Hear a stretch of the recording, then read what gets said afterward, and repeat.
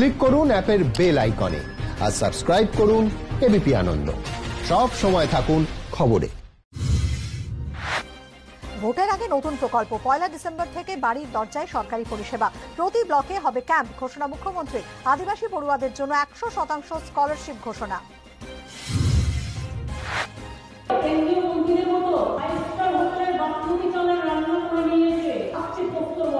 জঙ্গলমহল থেকে টিএমসি পার্টিটা উঠে গেছে, আমার মনে হয় দেখতে গেছেন আছে কিনা।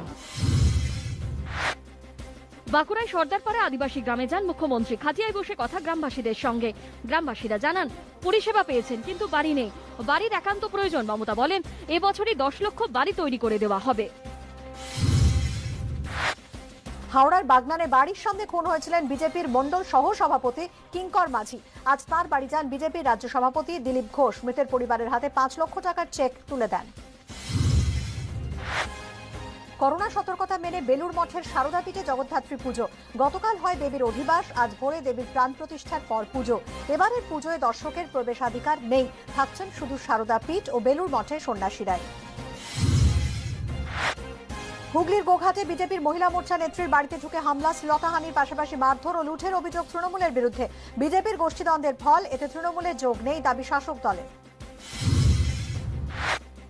বনগাঁয় বেআইনি পার্কিং ঘিরে তৃণমূল বিজেপি কাজিয়া, পরস্পরের বিরুদ্ধে পার্কিং লট চালানোর অভিযোগ।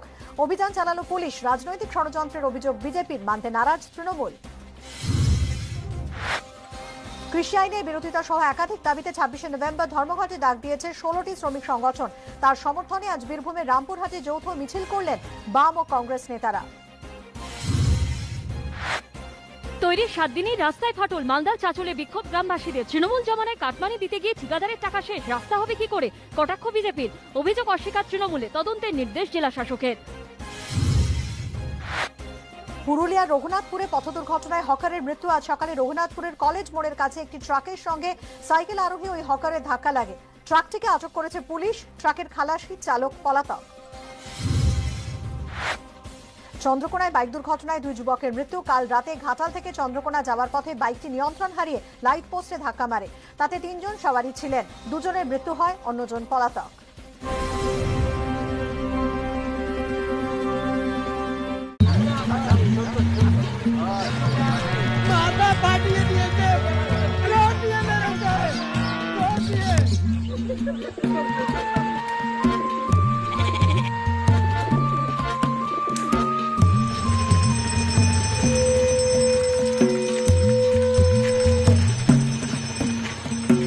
বলে দিলাম আমরা কিন্তু ছেড়ে কথা বলবো না।